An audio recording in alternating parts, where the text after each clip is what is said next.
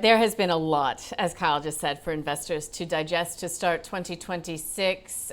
Venezuela, we've got some political uncertainty, I think it's fair to say, in the United States, though. Even, for example, overnight, the Bank of America CEO said that the U.S. economy is traveling quite well, with consumer strength coming through. Retail sales last night went a long way to proving that. So amongst the uncertainty, there are some green shoots. What does that mean for investors? Investors here, investors elsewhere as well. Grant Mundell from Equity Trustees joins me now with some thoughts. Nice to see you. Thanks for coming and Happy New Year. So the World Bank just yesterday lifted its global 2026 forecast to 2.6%. Okay, that's not wild growth, but it is an improvement from when it last put out its forecast back in June, I think, of 2025. What's your view? Yeah, we think the macroeconomic backdrop is quite resilient. We've seen that really over the course of the last couple of years, despite a number of risks that have come through. So we're forecasting global GDP growth of around 2.8% this year, so just a bit below trend, but still pretty good, as you sort of say. And that's coming from a few different areas. If we break that out, the US we expect to grow at around 2%. That'll be supported by fiscal initiatives such as the One Big Beautiful Bill. Obviously, the Fed could cut another couple of times this year. You've still got a very strong AI and data center CapEx play, which is really buoying that CapEx spend and business spend. The household balance sheet and wealth effect in the US seems to be okay at this point in time, although somewhat divergent. And you've got good productivity gains coming through in the US. Europe's probably a little bit more subdued. We're thinking that's going to grow to around 1.2%, helped by some of those fiscal initiatives. And China seems to still be going along quite well at around 4.5% to 5%. That's probably, we've seen the export sector still quite strong there. There's going to be pockets of stimulus to support the domestic environment there. And you've got big investment in the new economy sectors. More locally, we're probably thinking GDP growth of around 2.2%. So again, some of the interest rate cuts that we saw from the RBA last year still to play through this year.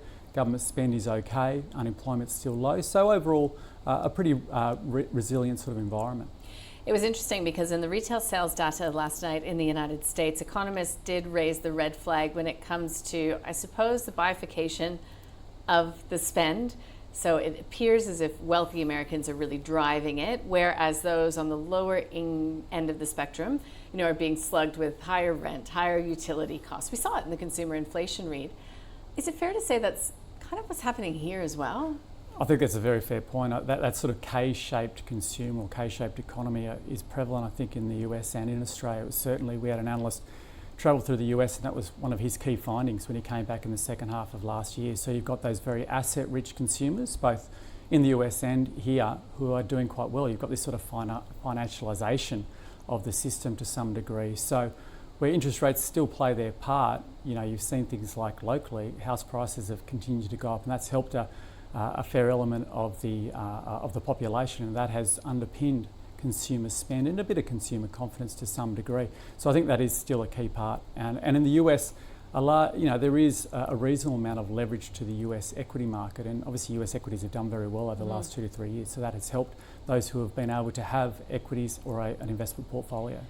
Yeah, and I suppose the ultimate decider of where markets will go, though, will be earnings. So when you think about what you just talked about, CapEx spend in the US, still a fairly strong consumer, lots of wealthy people have a lot of money there. So does that, in your view, give legs to this bull run? Do you think that earnings will continue to expand?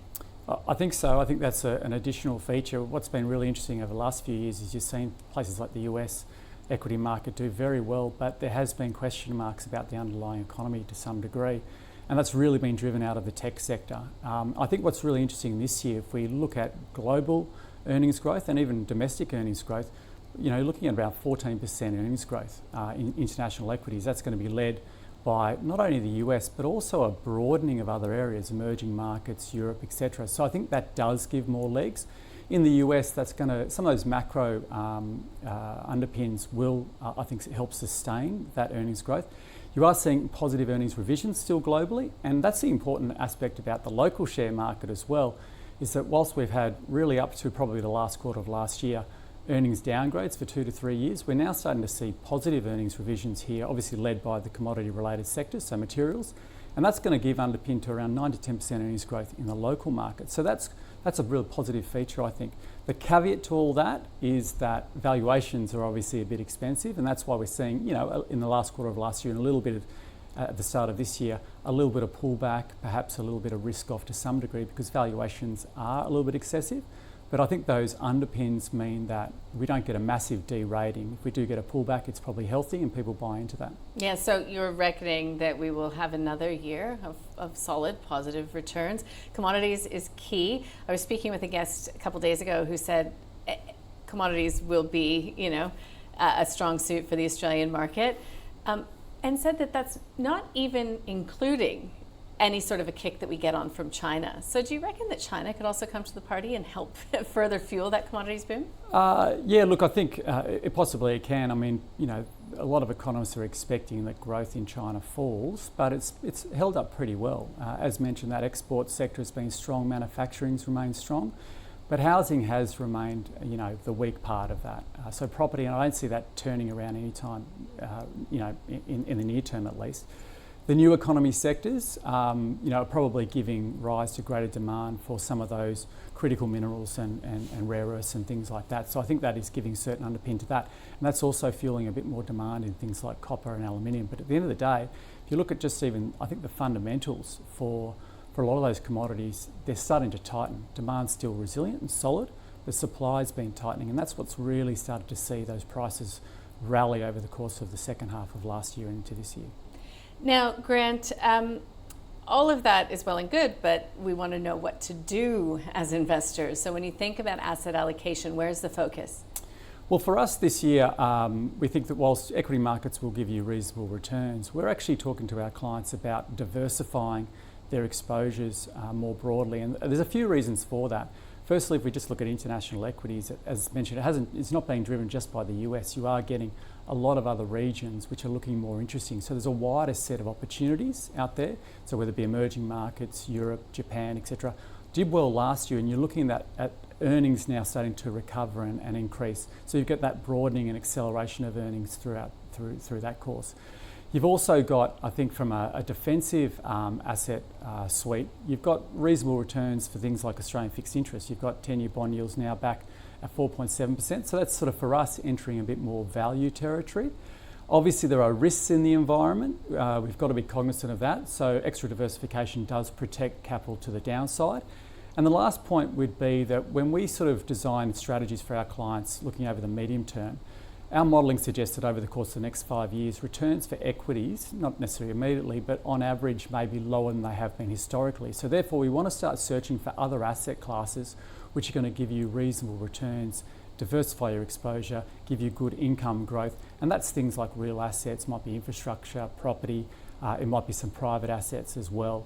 Just to take into account that equities don't always go up, there are going to be points of time that they're going to pull back. And I suppose you would need to be very cognizant of what phase of life you're in as well, whether that's accumulation, decumulation. Absolutely. I mean, that's really going to come down to the objectives of each individual client. So you want to really understand that at the first point. And then once you understand that, the risk appetite, what sort of return objectives they've got, then you can design the strategy around that. And what we're looking at the moment is really trying to make sure that we're preserving that real value of capital, maintaining a good income stream, but then protecting that downside as well.